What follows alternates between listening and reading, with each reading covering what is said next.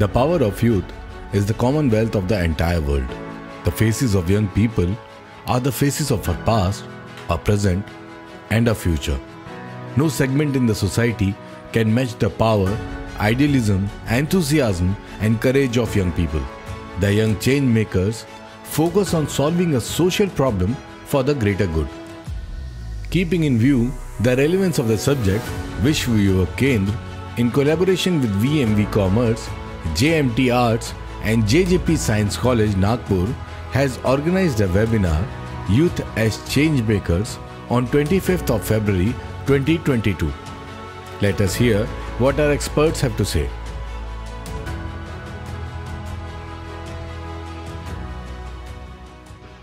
सबसे पहले विश्व युवा केंद्र और वीएमवी कॉलेज नागपुर की तरफ से हम आज यहाँ जुड़े हमारे वक्ता, जो प्रसिद्ध वक्ता हैं जिन्होंने समाज में एक बदलाव लाए हैं अपनी सोच विचार से, अपने कर्म से, अपने कर्मठ से, उन सभी को तहे दिल से विश्व युवा केंद्र और वीएमवी कॉलेज से खास करके हमारे लिए बेहद खुशी की बात है कि आज हमारे यहाँ जितने भी विद्यार्थी लोग जुड़ेंगे, चाहे वीएमवी कॉलेज से हो या देश भर के जितने भी सिविल सोसाइटी के रिप्रेजेंटेटिव्स आज यहाँ जुड़ेंगे, उन सभी को आप सभी लोगों को सुनने का मौका मिलेगा। आपके अनुभव, आपने जिस तरीके से समाज में जो बदलाव लाने के लिए जो बीड़ा उठाए हुए हैं, उससे जो सीख मिली है, वो सीख जब आप हम लोगों के साथ शेयर करेंगे तो हम ना कि सिर्फ इस पे होपफुल है, बट बहुत कॉन्फिडेंट भी है कि आज के इस सत्र के बाद, आज के इस कार्यक्रम के बाद, यूथ एज चेंज मेकर्स, जो हमने आज के शीर्षक सोचे हुए हैं इस कार्यक्रम के लिए, कि युवा एक नवनिर्माता या फिर परिवर्तनकर्ता के रूप में किस तरह अपने सहयोग दे सकते हैं, इसके लिए आपका उद्बोधन और लोगों का शेयरिंग हमारे लिए बहुत मायने रखता है।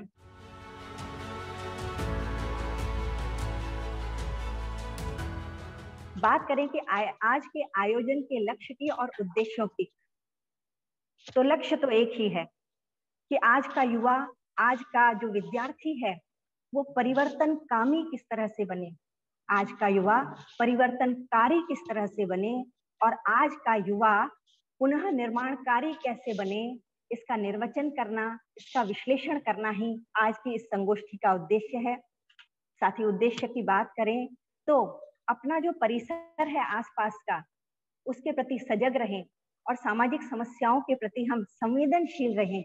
तो विद्यार्थियों में संवेदनशीलता का निर्माण करना, कहते हैं कि व्यष्टि की पूर्णता तभी है जब समष्टि में उसकी पूर्णता हो। व्यक्ति जब समाज के साथ जुड़ता है ना, तब और विराट होता चलता है।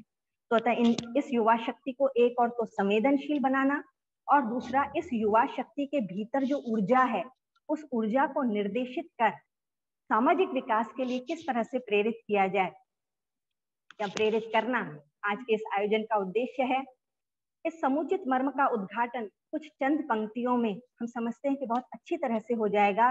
वो चंद पंक्तियां कुछ इस तरह से हैं, खास करके विद्यार्थी इसे ध्यान से सुने कि विद्यार्थी इन बातों के प्रति संवेदनशील हो, उनमें जागरूकता आए कि मेरे पैरों तले कोई कीट कहीं मारा ना जाए, मेरे पैरों तले कहीं कोई कीट मारा ना जाए, मेरी पतंग की डोर से किसी पंछी का पर कट ना जाए, इसका मैं मनन करूं। मेरे पटाखों के भयाक्रांत नाद से जनित प्रदूषण और अवरुद्ध सांस से कहीं किसी पंछी का प्राण टूट न जाए, विकट गर्मी में कहीं कोई नन्हा कंठ सूख न जाए, इसका मैं मनन करूं। और साथ ही मेरी चपत से किसी छोटे का बचपन, मेरी चपत से किसी छोटे का बचपन, मेरे व्यंग्य से किसी सहकर्मी का मन, और मेरी उलट जवाबी से किसी बुजुर्ग का जीवन आहत न हो जाए, इसका मैं मंथन करूं। और अंतिम वाक्य विद्यार्थियों को है समर्पित। जरूर ध्यान दीजिएगा कि बड़े मुकामों के सपनों तक पहुंचने के पूर्व, बड़े मुकामों के सपनों तक पहुंचने के पूर्व मेरे भीतर की मानवता कहीं कुंठित हो न जाए, कहीं जड़वत हो न जाए, इसका मैं चिंतन करूं, इसका मैं मंथन करूं, इसका मैं मनन करूं।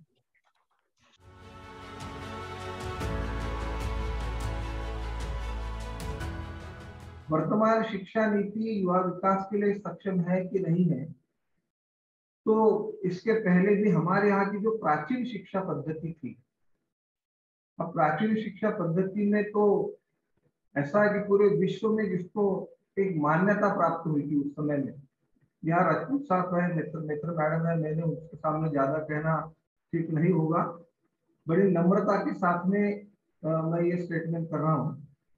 तो उस प्रकार की प्राचीन शिक्षा पद्धति हमारे साथ में थी, तो उस समय में केवल भौतिकता के आधार पर अपनी शिक्षा नहीं थी, क्योंकि ना भौतिकता और आध्यात्मिकता का एक समन्वय अच्छा देखने को वहां पर उस समय में हमको प्राप्त होता था। और इसलिए उस समय के ऋषि मुनि या वैज्ञानिक अभी के भी ये सारे उस शिक्षा पद्धति को अभी भी धन्यवाद देते हैं कि उनके वेद उपनिषद जैसे ग्रंथ भी होंगे, उसका भी निर्माण जो वहां पर हुआ उसी के आधार पर शिक्षा दी गई। तो इसी के आधार पर तो लोगों का निर्माण वहां पर हुआ है। तो वह भी एक हमारे यहाँ पर शिक्षा नीति वहां पर थी। उस समय में एक भारतीय कला का भी प्रभाव, मतलब इतनी व्यापक शिक्षा नीति उस समय की हमारे थी कि उसका चिंतन मैं संक्षिप्त में करूंगा। उसी के आधार पर ही हम नए वर्तमान का विचार कर सकते हैं और युवकों की तरफ जा सकते हैं। भारतीय कला का संपूर्ण एशिया में तो प्रभाव है। अपने यहाँ नालंदा, तक्षशिला, विक्रमशिला सारे विश्वविद्यालय हम लोग जानते हैं। तो उस समय में इन सारे कलाओं का प्रभाव देने की क्षमता इन विश्वविद्यालय में थी। उस प्रकार की शिक्षा भी उस समय में दी जा सकती। हम ये सारी बातें भूल चुके हैं। हमने भी जब गणित की पढ़ाई की थी, मैथमेटिक्स की पढ़ाई की, तो हमको तो कभी ये पता है उस समय में कि हमारे देश का भी कॉन्ट्रीब्यूशन इसमें है। हमारे यहाँ तो मैथमेटिक्स का पुराने 3000 वर्षों का इतिहास है। हमारे आर्यभट्टों ने ही जीरो का शोध लगाया, शून्य का हम लोगों को भी पता है। मतलब गणित का भी निर्माण तो हम ही लोगों ने किया। ऐसे कितने विषय, मतलब ये धीरे धीरे कितने विषय हम लोग लेंगे तो शायद पता नहीं। केवल इन विषयों तक हमारी शिक्षा पद्धति सीमित नहीं रही है। मैंने प्रारंभ में कहा कि शिक्षा का संबंध तो विकास से ही है, वो नहीं होता तो फिर शिक्षा का अर्थ क्या। तो जैसे हमने शिक्षा में उस समय की धरोहर जो हमारी देखी, तो ध्यान में आएगा कि शिक्षा मैं केवल आज ग्रहण करता हूँ। आज तो दुर्भाग्य से काफी मैं भी विश्वविद्यालय का 3 विश्वविद्यालय का वाइस चांसलर विदर्भ के रहा हूँ। यहाँ ट्राइबल एरिया काफी प्रमाण में होता है। जब गांव का बच्चा पढ़ने शहर में चले आता है, पैकेज लेके विदेश में चले जाता है, बड़ा दुख होता है कि जिस माँ बाप ने उसको पढ़ाया वो कहाँ है, उसके संबंध अटैचमेंट कहाँ रहे। तो पहले जो शिक्षा में थी तो मैं, मेरा ग्राम, मेरा परिवार, मेरा समाज, मेरा राष्ट्र, इस प्रकार की मानसिकता भी बनाते थे अपने यहाँ पे। जैसे मैंने प्रारंभ में भी कहा कि गुरुकुल की व्यवस्था थी, तो वह केवल गुरुकुल की व्यवस्था केवल रोजगार के लिए नहीं थी, तो संस्कार के साथ में भी रोजगार था। अभी तो ऐसा रहा है कि केवल रोजगार के लिए शिक्षा दी जाती है कि क्या, इस प्रकार की शंकाएं भी मन में उपस्थित होने की संभावना है।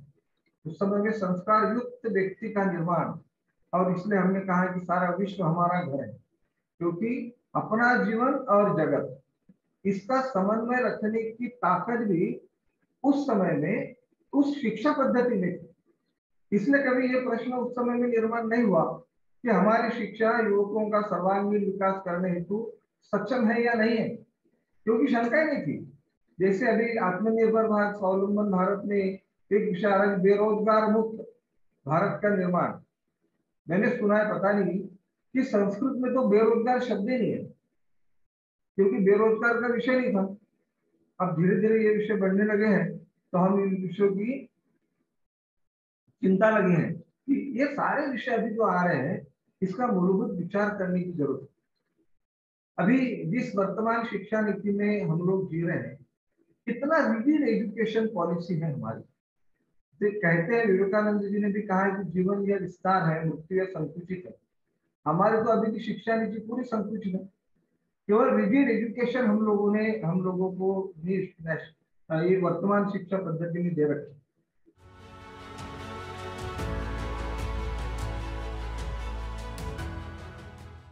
आज मैं अपनी बात 5 बिंदुओं में समेटना चाहूंगा।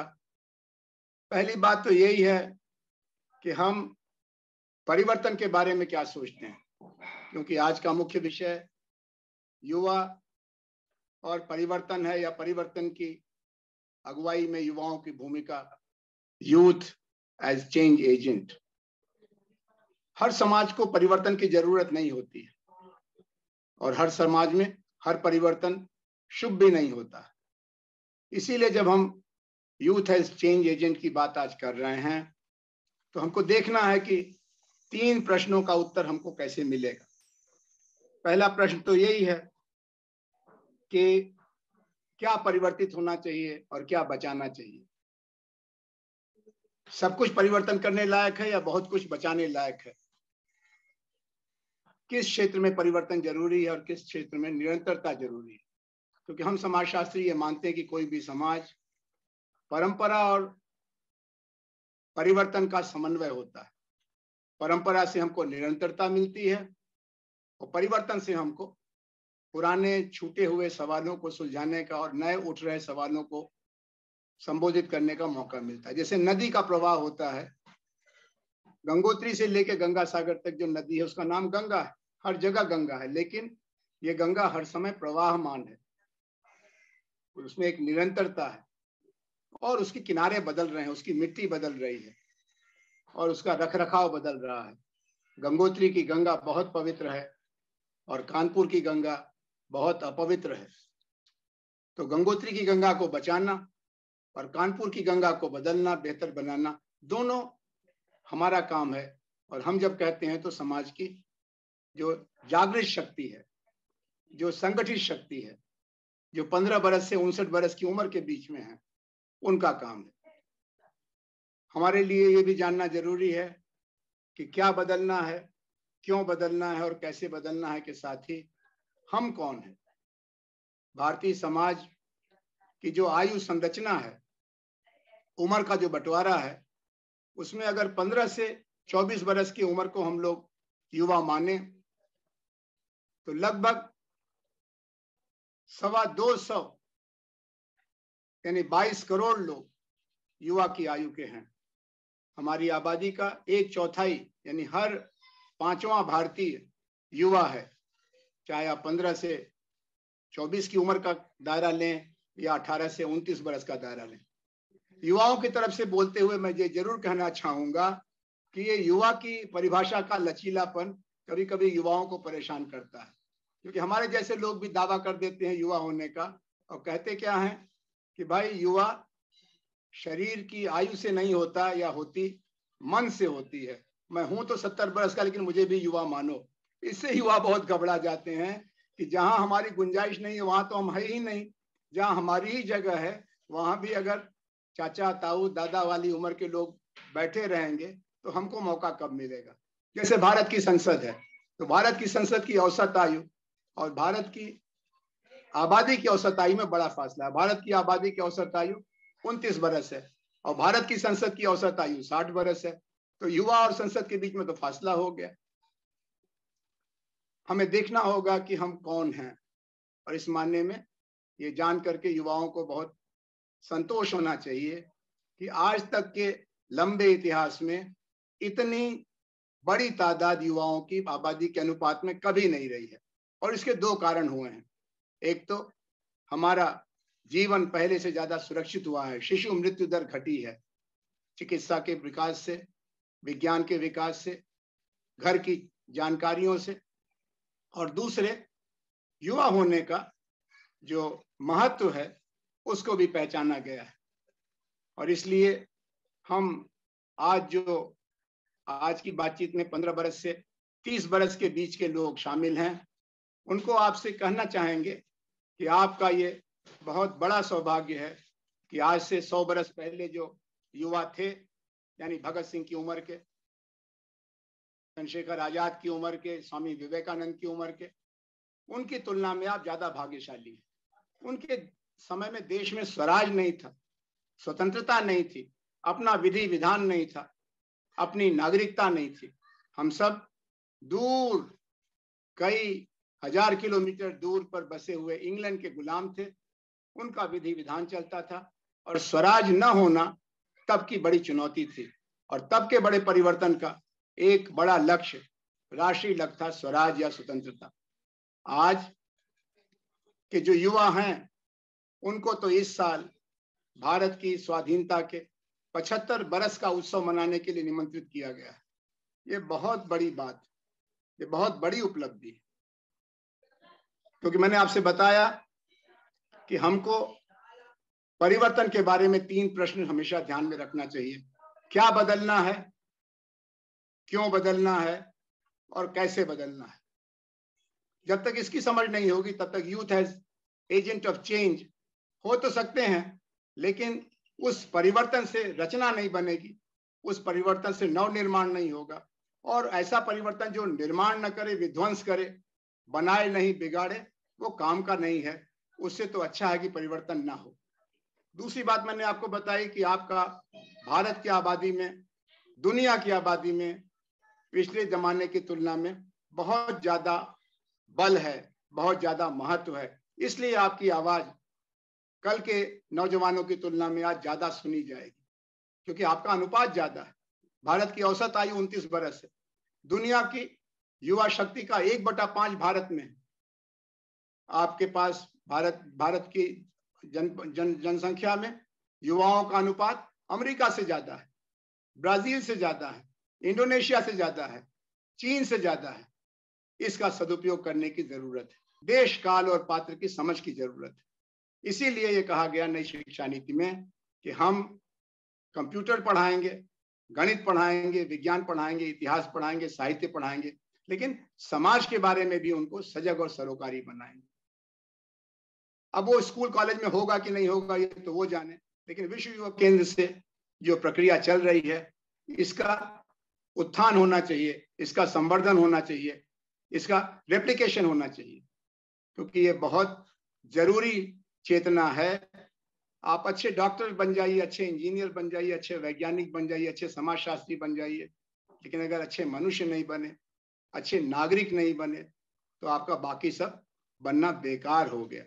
बिना नागरिक धर्म निभाए भारत के लोकतंत्र का कोई भविष्य नहीं।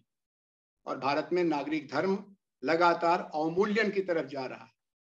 जो जितना पढ़ा लिखा है वो सरोकारों से उतना दूर जा रहा है।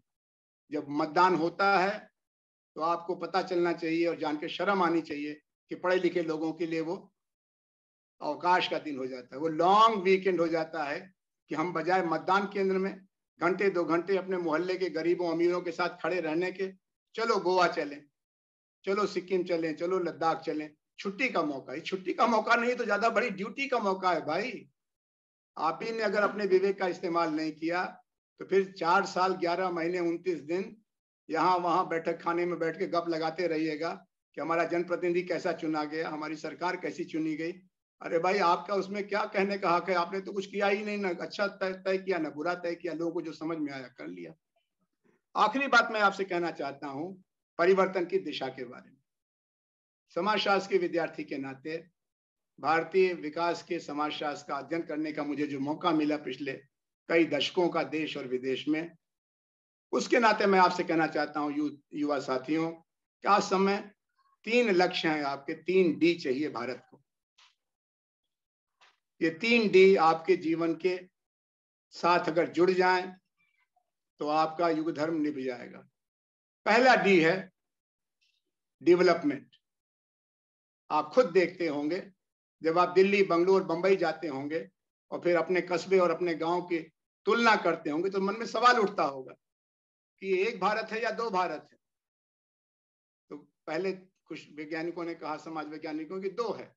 एक कहलाता है इंडिया, जहां बिजली है, पानी है, शिक्षा है, अस्पताल है, रोजगार है, और एक है भारत जहां करीब करीब हर मोर्चे पर कुछ न कुछ कम है। डेवलपमेंट, और डेवलपमेंट के 3 पक्ष हैं।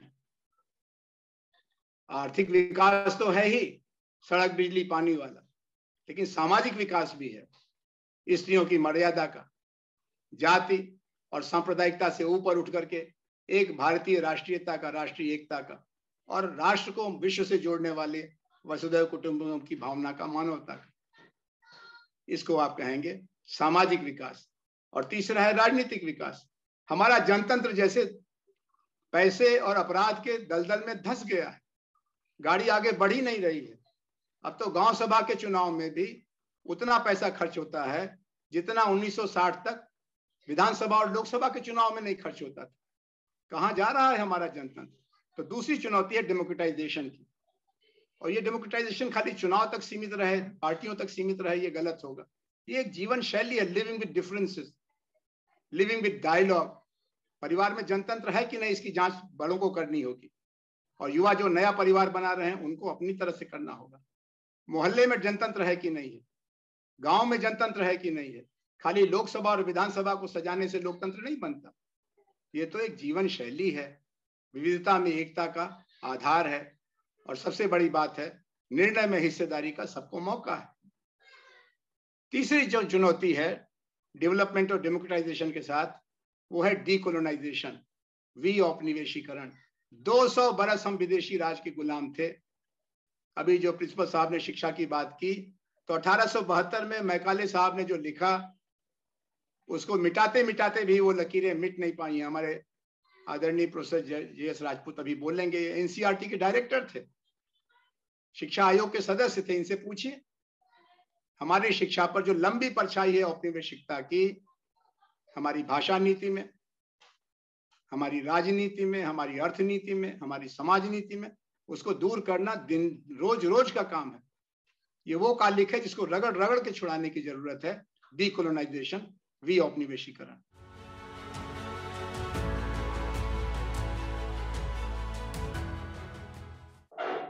अब युवा को देखकर पॉलिटिशियंस के दिमाग में ज्यादातर तो ये आता है कि अच्छा they are the vote bankers. अगर आप इंडस्ट्रीज के वालों को सोचे तो दे आर कंज्यूमर्स। कंज्यूमर्स की जो आकर्षक चीजें बने युवा को बहुत आकर्षित करती है, तो ये कंज्यूमर्स को आगे बढ़ाएं, और ये हमको ऐसे ही हमारा ये मार्केट है बहुत बड़ा। पर हम लोग जब युवा के बारे में सोचते हैं और युवा स्वयं अपने बारे में सोचेगा और देखेगा, तो उसको पता चलेगा कि हाँ मेरे को बहुत अच्छा एनर्जी है, मेरे में उत्साह है, आइडियाज है, मेरे पास फिजिकल एबिलिटी भी है, मैं कुछ कर भी सकता हूँ, और शक्ति है। इस युवा शक्ति तो अपनी है, और हर चीज में किसी चीज को देखने की दृष्टि में एक फ्रेशनेस आती है, और किसी चीज को कुछ इंटरप्रेट भी करना होता है, उसमें भी युवा जैसे इंटरप्रेट करते हो हमारे से अलग होता है, तो बहुत फ्रेश होता है, एक अलग न्यू आइडिया भी होता है। फिर हम जब युवा के बारे में दूसरी तरह से भी सोचते हैं, क्योंकि आजकल जैसे युवा आप देखेंगे तो बहुत टेक से भी युवा होते हैं, वो लोग डिजिटली ज्यादा इंक्लाइंड है, और सबसे ज्यादा तो मास मीडिया में वो ही जुड़े हुए हैं, और ऐसे हो गए कि बहुत जल्दी पैसे जैसे कभी भी नहीं हुआ था पहले, युवा हमारे को थिंकिंग या मूवमेंट एक बहुत जल्दी चेंज कर सकते हैं, इस स्पेस में चेंज कर सकते हैं जो पहले कभी देखा नहीं गया था, बिकॉज आजकल ये लोग बहुत ज्यादा डिजिटल मीडिया से जुड़े हुए हैं। पर भारत में एक बहुत बड़ा डिजिटल डिवाइड भी है कि हमारे जो कई डिसएडवांटेज यूथ है उनके पास कोई ऐसा इंस्ट्रूमेंट नहीं है, इंफ्रास्ट्रक्चर नहीं है, ना उनकी कैपेसिटी इस डायरेक्शन में बिल्ड की गई है। तो एक तरह का दूसरे युवा जो जानते हैं उनके लिए एक अपॉर्चुनिटी है कि अपने जो भाई बहन जो पीछे रह गए उनको आगे आप कैसे ले जा सके। और मैं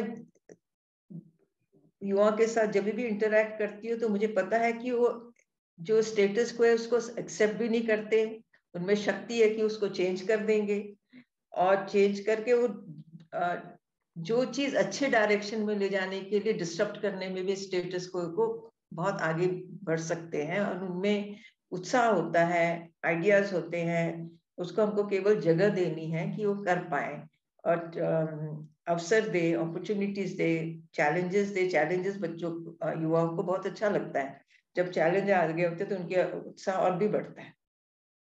और मैंने बहुत युवाओं को देखा है कि जब हम उनको एक अवसर देते हैं तो वो लोग केवल इंटेंशन उनका अच्छा नहीं होता, वो करके दिखाते कि हाँ।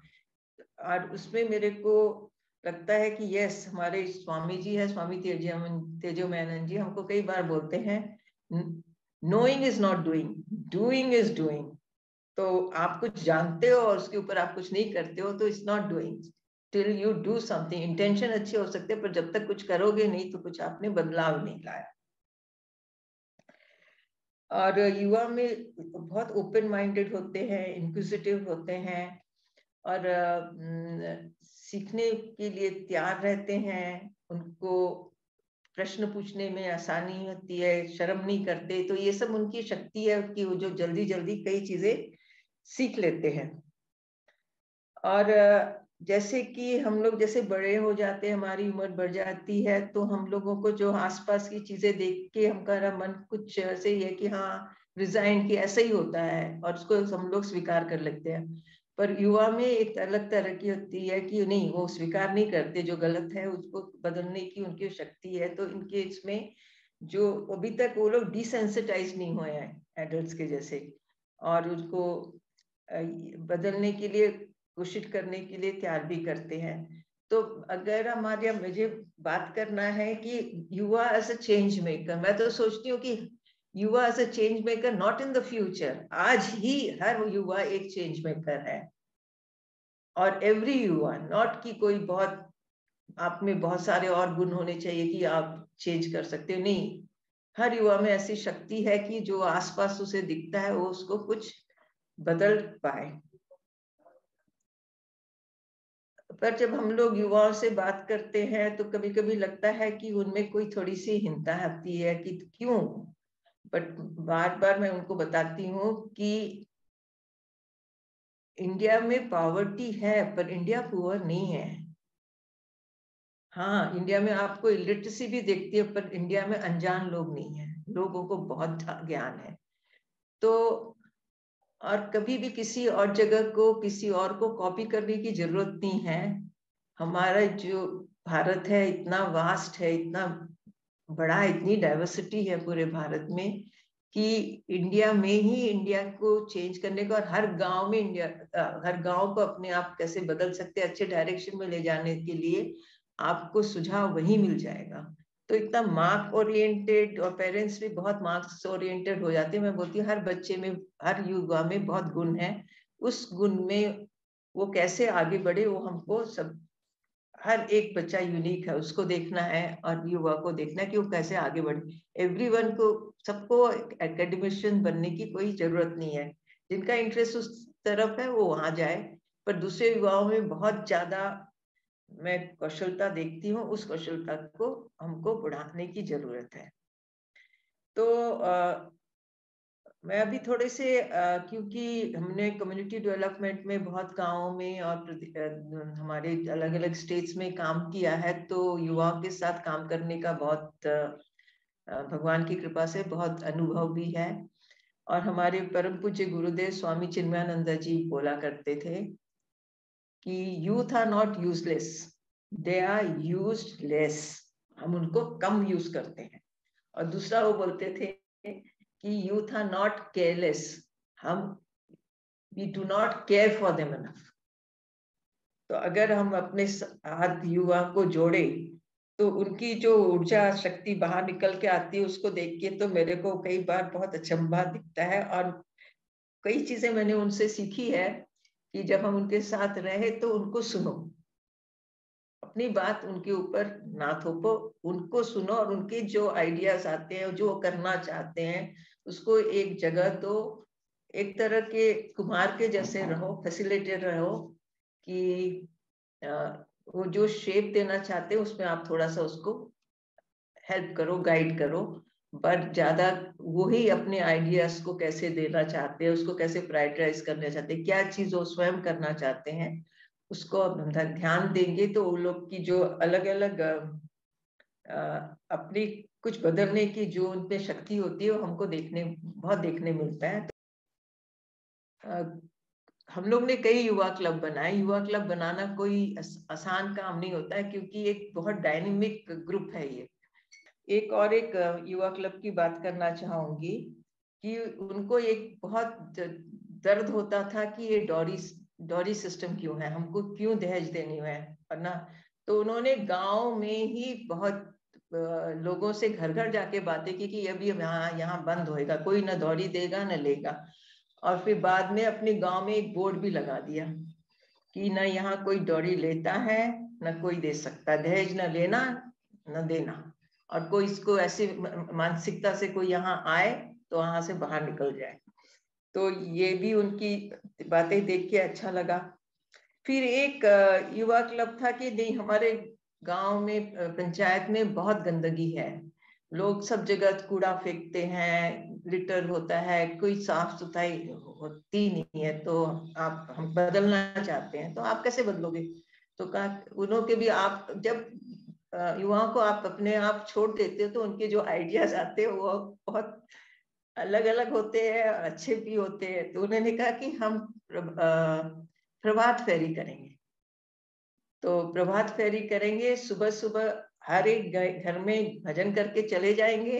एक तो हमको अच्छा लगेगा कि हम सुबह सुबह उठे हैं, और दूसरे घर में भी जिस घर में जाएंगे उस घर में दीप जलाएंगे बाहर वरांडा में, और घर वालों को बाहर आना है और उनको हमारे साथ उनके घर के आसपास जो गंदगी है हम उनके साथ, झाड़ी है, यहाँ गंद फेंका हुआ है, जो भी हमारे गलत गलत आदतें हैं उसकी पूरे लेन में जो उस घर में जाती है उसको वो हमारे साथ मिलकर साफ करेंगे। ऐसे करके उनकी मंडली बढ़ गई और पूरे पंचायत में, क्योंकि सबको उन्होंने इन्वॉल्व कर दिया था, तो वहाँ जो युवा सफाई चाहते थे वो अपने आप ही आ गए। और ये युवाओं ने बहुत अच्छा काम किया कि उन्होंने कहा कि नहीं, हमारे जो सारे बच्चे हैं गांव में और वो लोग के माँ बाप को पढ़ाई नहीं आती, तो अच्छी पढ़ाई नहीं हो रही है उनकी, तो फर्स्ट जनरेशन वाले हैं कई युवा, तो हम लोग क्या करेंगे कि शाम को हनुमान मंदिर में हम लोग सब स्कूल से आने के बाद 5 से 7 बजे सब लोग मंदिर में जो वरांडा है वहां बैठ के सब लोग पढ़ाई करेंगे, और जो बड़े युवा हैं वो छोटे बच्चों को सिखाएंगे। तो हर जिसके जो सब्जेक्ट विषय अच्छा है तो वो दूसरों को सिखाएं। तो मेरा ये सब युवा क्लब के थोड़े एग्जाम्पल देने का केवल यही मतलब है कि बताने को कि बहुत शक्ति है। तो इन एग्जाम्पल से ही मैं आप सब जो आज मेरे साथ यहाँ बैठे हुए हैं सुन रहे हैं उनको बताना चाहती हूँ, कोई ऐसी चीज नहीं है कि आप नहीं कर पाएंगे। इतने सिंपल एग्जाम्पल्स दे रही हूँ, these are very common example जो आपको एक अनकॉमन ग्रेड में ले जाते हैं, और हर युवा, आप में से सारे जो बैठे हैं, कुछ ना कुछ बदलाव ला सकते हैं।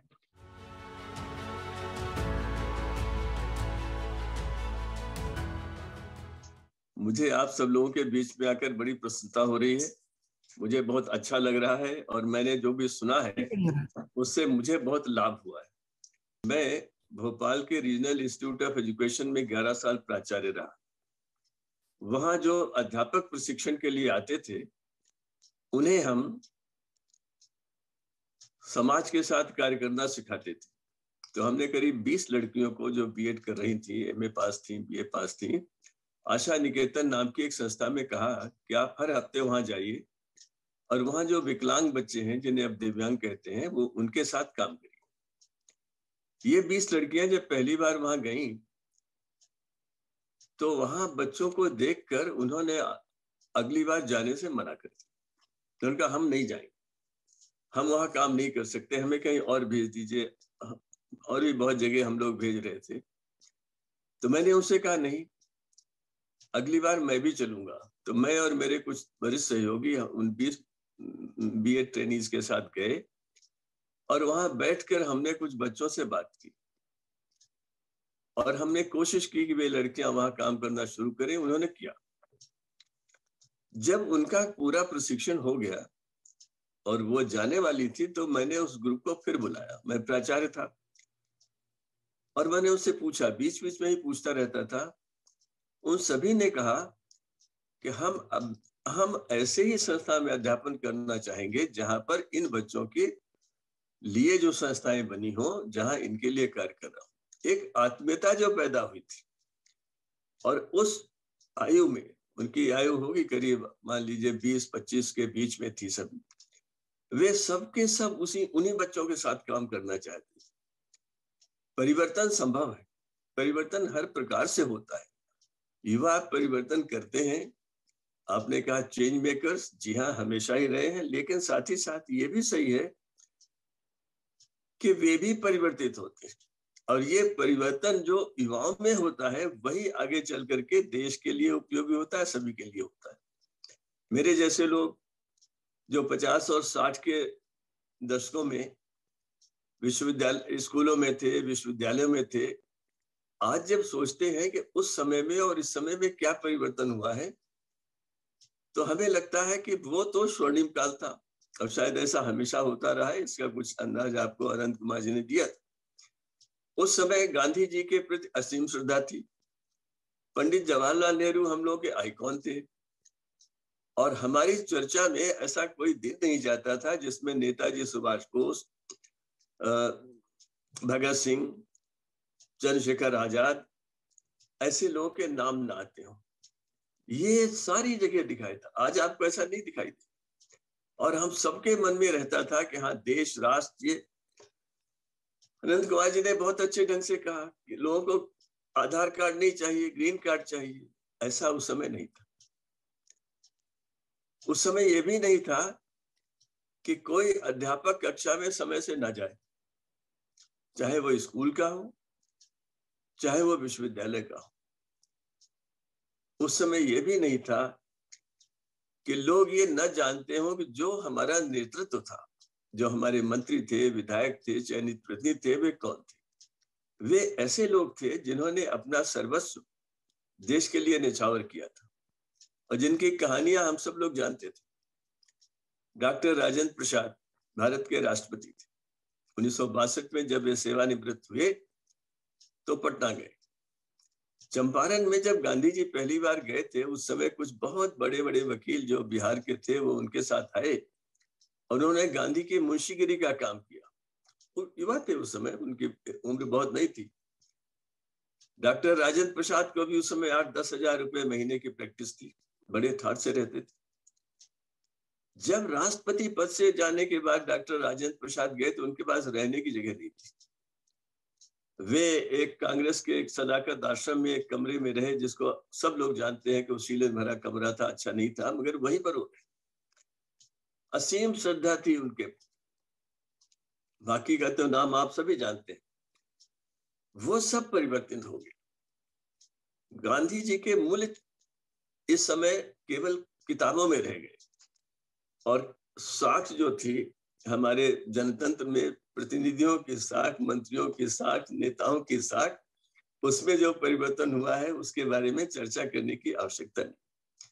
लेकिन मैं आपसे ये कहना चाहूंगा कि गांधी जी ने इन चीजों का अंदाज लगा लिया था और 1922 में एक पत्र में उन्होंने लिखा कि स्वराज आने पर मेरे लोग खुश नहीं होंगे, क्योंकि 4 चीजें उन पर बहुत भारी पड़ेंगी।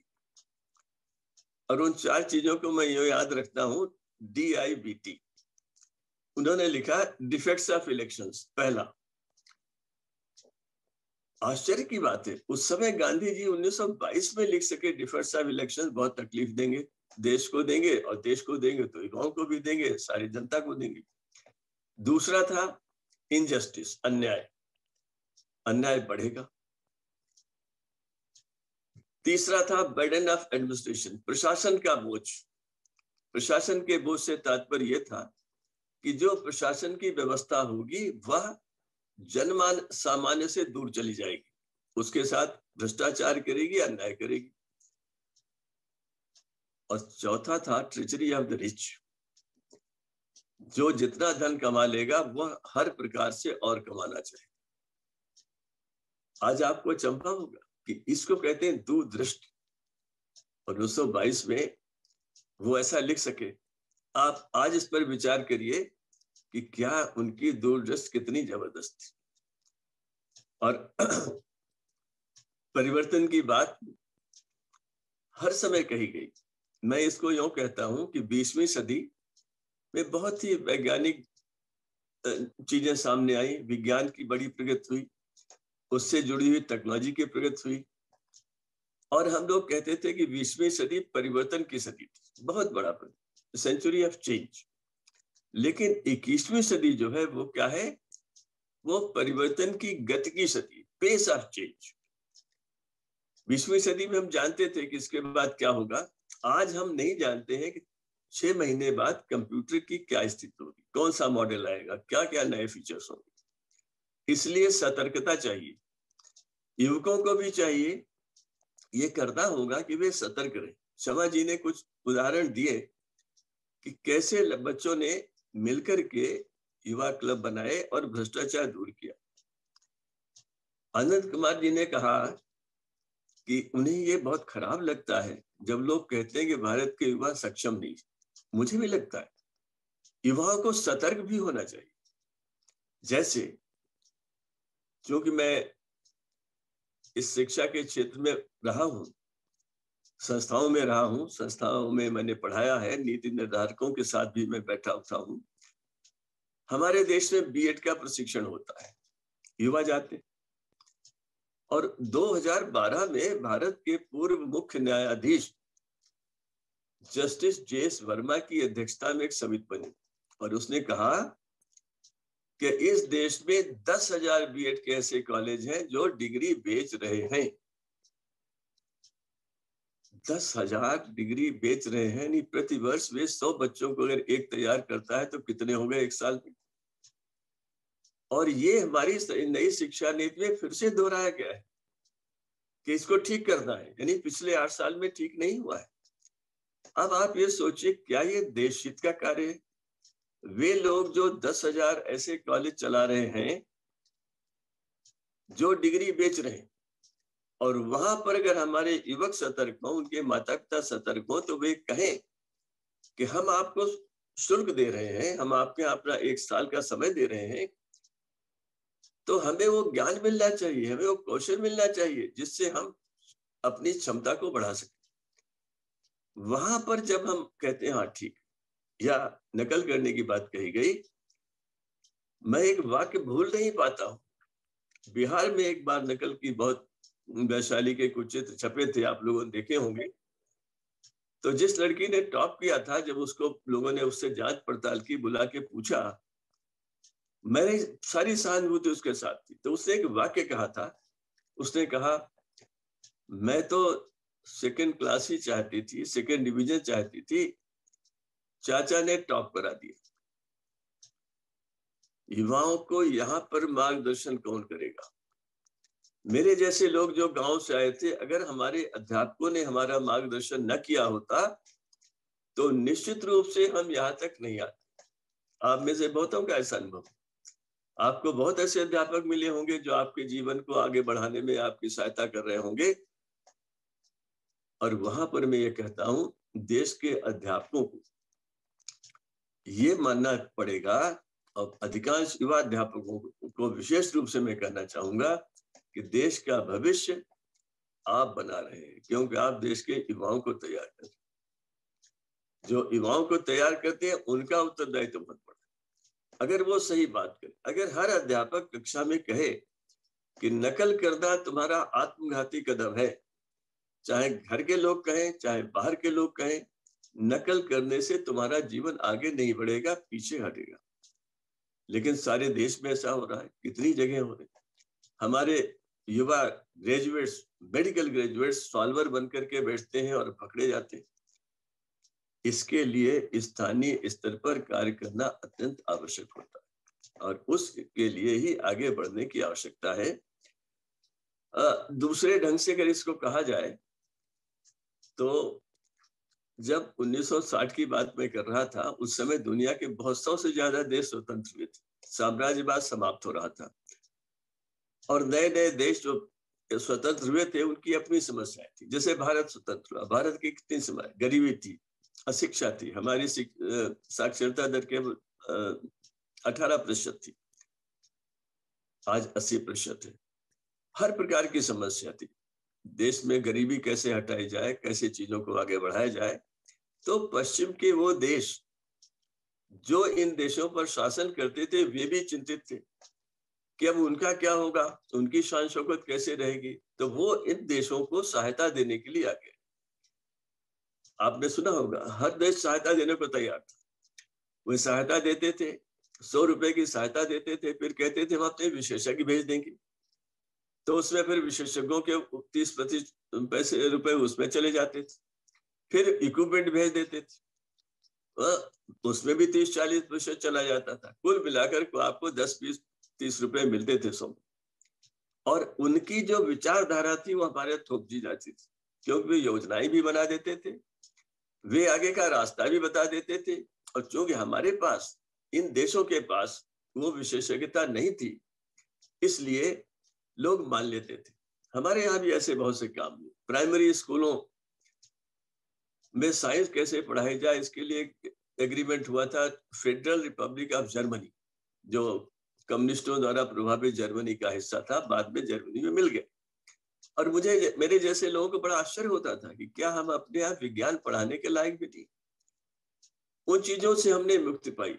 इसके लिए एक बड़ी महत्वपूर्ण बात हमारे बहुत बड़े शिक्षाविद थे डॉक्टर दौलत सिंह कोठारी, उन्होंने कहा कि अगर 1950-60 में हमने प्रोग्रेस और डेवलपमेंट के बजाय लोगों को तैयार करने पर ध्यान दिया होता, हमने education for develop, national development के बजाय हमारा ध्यान इस ओर रहा कि education for man making, education for character develop, education for preparing human beings with competence, commitment and willing to सर्व।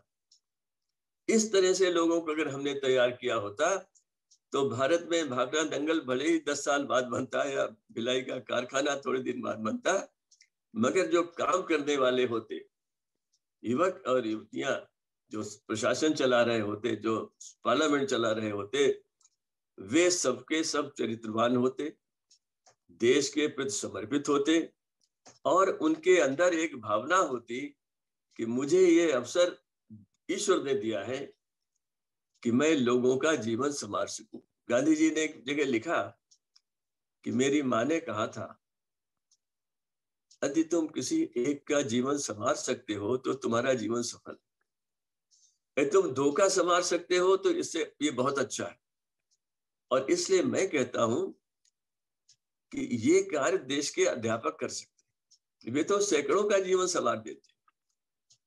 इसलिए अध्यापकों और युवाओं के बीच में श्रद्धा की बहुत बड़ी आवश्यकता है, संवाद की आवश्यकता है। हमारे यहाँ कहा जाता है कि पढ़ने लिखने के समय के 4 सोपान होते हैं। पहला होता है अध्ययन, जो आप सब जानते हैं।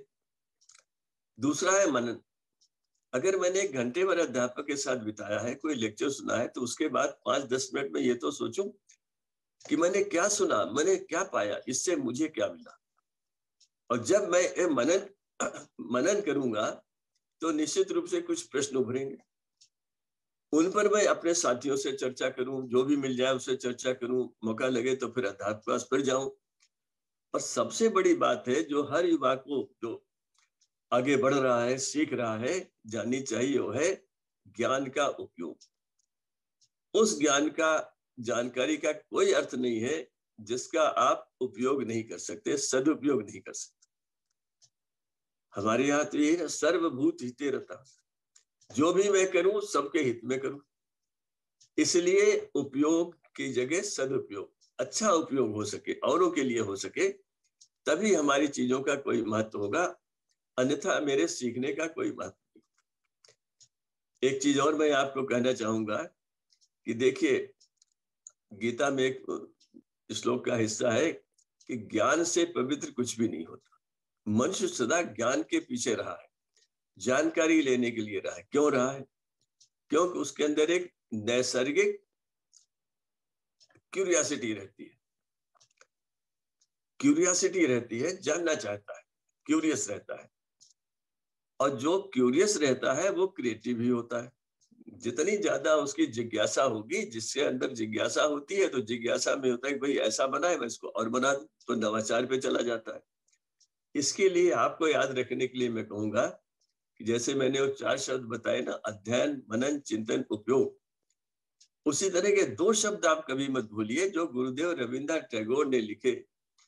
गुरुदेव ने आप जानते हैं उनका बचपन में जो शिक्षा मिली उससे बहुत प्रसन्न नहीं थे।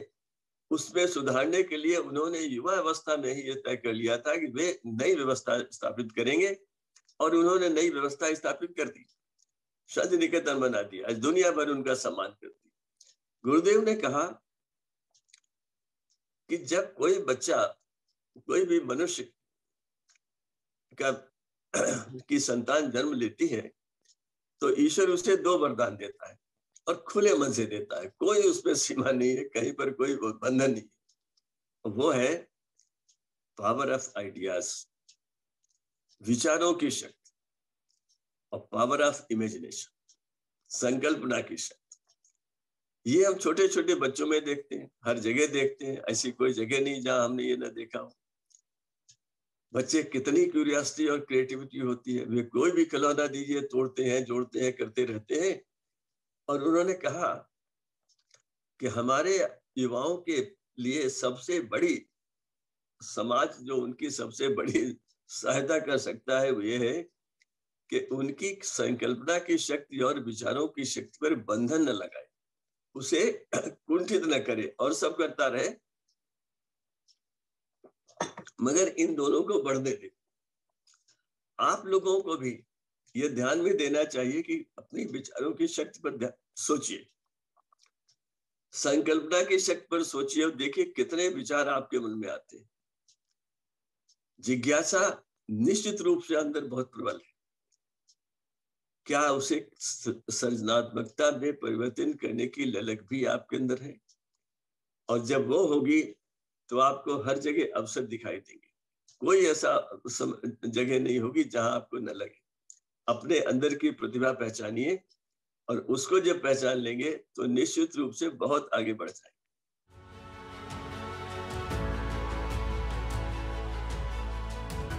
राजपूत सर से प्रश्न है जो विद्यार्थी पूछना चाह रहे हैं कि विवेकानंद ने कहा था, आप में कुछ सशक्त युवा दीजिए और मैं पूरे देश की तस्वीर बदल दूंगा।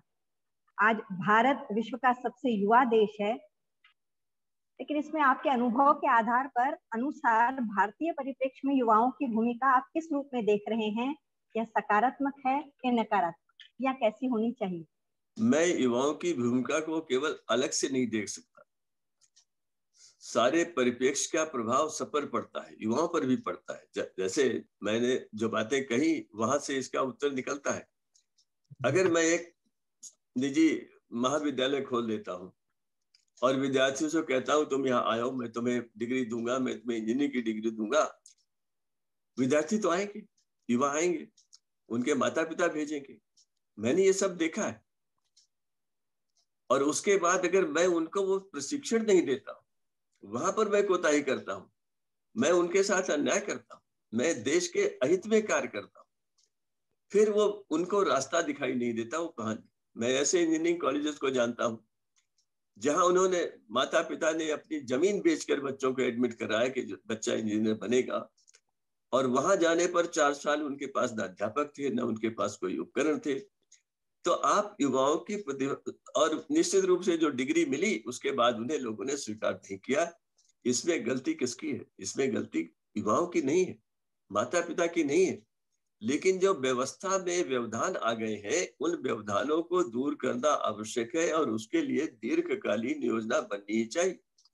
मैंने जस्टिस वर्मा की जो रिपोर्ट का जो बात कही है वो मैं हर लेक्चर में दोहराता हूँ। मैं चाहता हूँ हर युवक उसको जाने और वो सजग और सतर्क बने। इसलिए युवाओं के प्रतिभा में जितना विश्वास स्वामी विवेकानंद जी को था वो व्यवहारिक रूप में परिवर्तित हो सकता है, और हुआ भी है। उन्होंने जो बनाए उनके साथ के कितने लोगों ने क्या क्या नहीं किया। स्वामी रंगनाथानंद जी ने कहा था, अध्यापक एक अनजान नासमझ व्यक्ति को व्यक्तित्व में बदल देता है, पर्सन इनटू ए पर्सनालिटी। शिक्षा जगत को क्या करता है? अच्छा, हम अध्यापकों को आचार्य क्यों कहते थे? क्योंकि युवा उन्हीं का अनुसरण करेगा, उन्हीं का अनुकरण करेगा, अनुसरण करेगा। अपना व्यक्तित्व, उसका व्यक्तित्व बनाइए, उसको प्रश्न प्रतिप्रश्न परिप्रश्न के द्वारा इस लायक बनाइए कि वो हर स्थिति का विश्लेषण कर सके। यहाँ पर जो कमियां हैं, हमें उम्मीद है कि नई शिक्षा नीति में इन सारी चीजों को कहीं न कहीं लिखा गया है, कहा गया है, और अगर उसको हमने सही ढंग से कर लिया तो निश्चित रूप से हो जाएगा। बहुत बहुत धन्यवाद सर। और एक प्रश्न है, प्रश्न इस तरह से है कि छोटे बच्चों को लेकर, छोटे बच्चों की जो स्कूली शिक्षा है, आज परिदृश्य इस तरह से दिखता है कि वे जब घर में होते हैं तो माता पिता को अपने सारे काम छोड़ करके उनके छोटे छोटे प्रोजेक्ट पूरे करवाने पड़ते हैं। मतलब छोटे बच्चों पर जो ये अतिरिक्त बोझ है कि न केवल वो स्कूल में करें अपितु पूरे घर में, तो क्या इस व्यवस्था को में कुछ परिवर्तन की संभावना है, गुंजाइश है कि वो स्कूल में जितना करें वो केवल वहीं तक का दायित्व हो? ये विश्व के विकसित देशों में एक जानी मानी प्रथा है। जहां पर मैंने कनाडा में मैं गया हूं, वहां मैंने देखा, उन्होंने कहा कि माता पिता को साफ कह दिया जाता है कि आप शिक्षा में इंटरफेयर मत करिए। किताबें बच्चे स्कूल नहीं ले जाते, छोटे स्कूल में ही रखते हैं, घर नहीं ले जाते। वो स्थिति, उसकी स्वीकार्यता हमारी नई शिक्षा नीति में है और अंततः हमें वहीं जाना पड़ेगा, दूसरा कोई रास्ता नहीं है। हमारे यहाँ स्थिति और भी है, जैसे कक्षा 5-6 के बाद ही माता पिता IIT IIM के लिए कोचिंग ये सब शुरू कर देते हैं। बड़ी समस्या है और इस समस्या का समाधान निकलेगा जैसे जैसे शिक्षा बढ़ेगी और सही शिक्षा की समझ बढ़ेगी। जब लोग ये जानने लगेंगे, जो नई शिक्षा नीति में कहा गया कि अगर कोई बच्चा फिजिक्स के साथ म्यूजिक पढ़ना चाहता है तो उसे उसका व्यवस्था होनी चाहिए। अभी ऐसा नहीं है।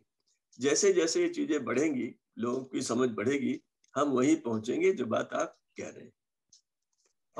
मैडम, मैं क्षमा मैम से एक स्पेशल रिक्वेस्ट करूंगा, जो हमारे भी पास भी एक आया हुआ है कि ओवरऑल कम्युनिटी डेवलपमेंट में युवा एक चेंज मेकर के रूप में कैसे आगे बढ़ सकते हैं। तो मैम, हमारे एक पार्टिसिपेंट ने ये सवाल पूछे हैं कि कम्युनिटी में ही रह के, खास करके अर्बन स्लम्स एरिया की, अर्बनाइजेशन की बात करते हुए, कि कम्युनिटी में अर्बन स्लम्स में रहने वाले बच्चे जहाँ पे सुविधाएं अगर कहीं पे कम दिख रहा हो और या फिर उस तरह की सुविधा नहीं मिल रहा हो जो अन्य लोगों को सामान्य तौर से मिल रहा हो, तो वो लोग कैसे बदलाव को वहां से अपने आप से ही कैसे शुरू कर सकते हैं? आप इस पे जरूर एक प्रकाश डालिए मैडम। जी, तो बहुत अच्छा प्रश्न, बहुत अच्छा है कि स्लम एरिया में वो लोग कैसे करें। मेरा ज्यादा अनुभव तो ग्रामीण स्तर पे, क्योंकि ग्रामीण जगह में काम करती हूँ, पर स्लम में भी हम वही अप्लाई कर सकते हैं। केवल एक इच्छा शक्ति की जरूरत होती है, क्योंकि अगर हम आसपास देखेंगे, अपने परिप्रेक्ष्य में जब भी देखते हैं, तो कई चीजें ऐसे होती है कि हमारे पास ऑलरेडी वो टैलेंट होता है। तो हमको अपना जो पैशन है कि कुछ मैं बदलना चाहता हूँ और मेरा जो टैलेंट है मैं उसको कैसे यूज करूंगी, अपने आप पता चल जाता है कि जहाँ पैशन और टैलेंट किसी भी बच्चे का, कोई युवा कुछ करना चाहता है एक स्लम एरिया में, वो अपना पैशन देखे कि मैं कुछ करना चाहता हूँ और अपना टैलेंट देखे, उस टैलेंट को लेके उस परिस्थिति में वो कुछ ना कुछ जरूर कर पाएगा। कि ऐसा कभी भी नहीं निकलता है कि मैं कुछ कर नहीं सकता। तो अभी करना है तो थोड़ा सा विजिट करना जरूरी है। अगर आप कम से कम अगर स्लम एरिया में 10 घर विजिट कर ले और लोगों से ऐसे ही चर्चा करें जैसे कि वो आपके भाई बहन ही है, उनकी चर्चाओं से ही आपके मन में कई विचार आएंगे जो आप करना चाहेंगे और उसी स्टेप्स में आप करने आगे बढ़ जाओगे। और एक बार कोई कुछ करने लगता है तो हमने देखा है कि उसको इतना आनंद मिलता है, उसी काम से इतना आनंद मिलता है कि नॉट स्टॉपेबल। उसका अपने आप उसके रिसोर्सेज आने लगते हैं, इंक्विजिटिव हो जाता है, उसके ऊपर और प्रश्न पूछता है और उसको रास्ते अपने आप खुलने लगते हैं। मैं तो बोलती हूँ कि पूरा cosmos comes to help you when you start helping someone. It's so joyful for yourself. अपने आप ही तुम इतना आनंदित अंदर से होते हो और बाहर से भी आपके अपने आप रिसोर्सेज, अपने प्रश्न के उत्तर अपने आप आने लगते हैं। एक बहुत बड़ी कॉस्मोस की देन है। करके देखो और अपना आनंद देखना।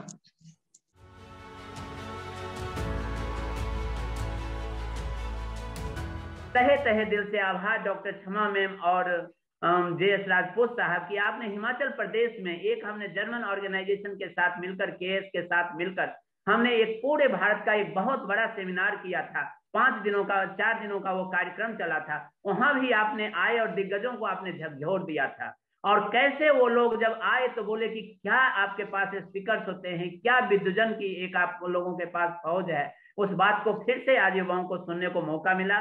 डॉक्टर क्षमा मैत्रेय मैम, आपको पद्मश्री लोग बोलते हैं, लेकिन आप पद्मश्री नहीं हैं, आप युवाओं के आभूषण हैं, आप युवाओं के श्रृंगार हैं, आप युवाओं के युवाओं के लिए सरस्वती माता के वरदान हैं। आपने इतनी अच्छी बातें की, इसके लिए तहे तहे दिल से हम आभार व्यक्त करते हैं।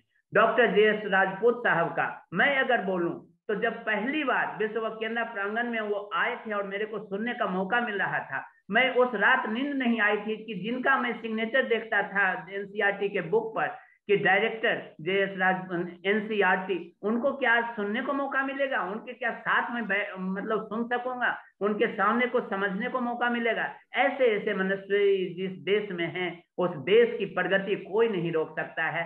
जरूरत है हमें ईमानदारी पूर्वक सतत प्रयास करते रहने का, हमें टाइम मैनेजमेंट करने का है और हार्ड वर्क, जो जापानी का संदेश उन्होंने भारत को दिया और उस तरह की बात है, हम निश्चित तौर पर आगे बढ़ने की कोशिश करेंगे। अपने युवा साथियों से मैं ये आग्रह करना चाहूंगा कि आज आपने जो सुना समझा, इसका चिंतन करें, मनन करें, अध्ययन करें और व्यवहारिकता में उतारने का प्रयास करें। कब आप साधारण से असाधारण हो जाएंगे? When you will be extraordinary from ordinary, you don't know, God will know।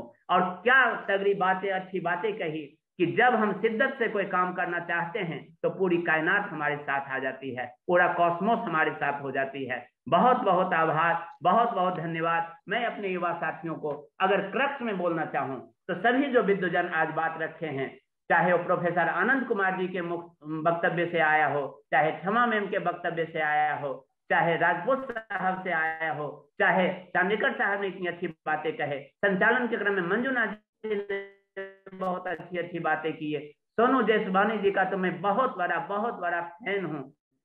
यदि इतनी अच्छी हिंदी बोलने के लिए सीख जाऊं तो मैं अपने आप को बहुत कृतार्थ समझूंगा और सरस्वती माता का आशीर्वाद समझूंगा। तो बहुत बहुत आभार। मैं अपने युवा भाई बहनों से सभी के तरफ से केवल 2 पंक्तियां आपके सामने रखना चाहूंगा। आज पूरे जो आज हम लोगों ने जो सीखा है, समझा है, उसका सार इसमें छुपा हुआ हो और यही बात मैं आप सबों के सामने रखना चाहता हूं कि तपिश फैले जमाने में लगा वो आग सीने में।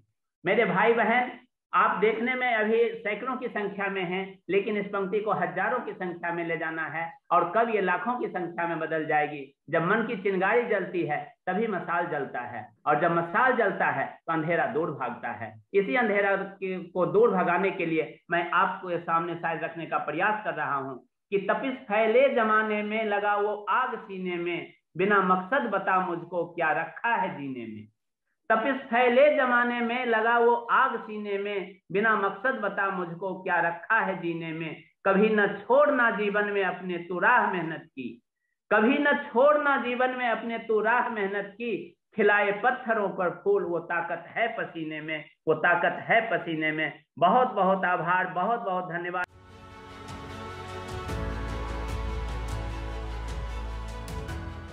Before we start, I'd like to take this opportunity on behalf of Vishwa Yuva Kendra and VME College Nagpur to express our heartfelt gratitude and convey our warm regards with thanks to Professor Anand Kumar Sir, Senior Professor, Retired JNU, Padma Shri Dr. Chama Mitra Ma'am, who is currently present on the forum. Also, Dr. Padma Shri Dr. JS Rajput Ji, former Director NCERT, who explained and who described, enlightened, and also made the youth to think that how they can be a change maker being a youth, particularly in context of community development, in context of social aspects. And overall, it was great listening to all the speakers. We on behalf of Vishwa Kendra and VME College Nagpur thank all the speakers of the day very much for sparing their invaluable time with us and addressing the August gathering today. Thank you so much, ma'am. Thank you so much, sir. Thank you so much. In continuation to this, it is incomplete if we forget to mention the VME College, few of the dignitaries of VME College who put all their efforts to make this event a success. That's General Secretary, Advocate Sanjay Bhai Thakkarji, Principal Dr. M.G. Chandekar, Officiating Principal Dr. Patil, Vice Principal Dr. Nagar Nayak, MCA Department Director Dr. Bedi, former Principal Dr. K.P. Karia sir. A special thanks to Dr. Abhay Mudgal, who is Director for Student Development Cell, Nagpur University, Dr. Kalpana Pandey, former Mayor and President, All India Forum for Education, Veena Dade, Sujit Maitre. This program is completely, not a success if there was no support and kind cooperation extended by the team of Vishwa Yuva Kendra. Once again, on using this forum, I would also like to thank all my team members, colleagues, for being with us for 2.5 years and they never come up front, but they being back and, at the backstage, they work as a technical team, as a support team, as a coordination team, and their support and cooperation is always immense, which makes the programs a success. Not only this one, for each and every programs that Kendra conducts. Last but not the least, without participants, program couldn't be done. No any programs can be organized, nothing can happen. We would like to take this opportunity to thank all the participants, our esteemed participants available here. More than 200 participants from all across the country, especially from VME College, Nagpur. They spared their time with us. They listened to all the speakers. And of course, we believe that it was great learning for all of them, including us. We would look forward to conduct many more such programs in days to come. With an announcement, I would like to share that we are sharing the feedback link, certificate link in the chat box.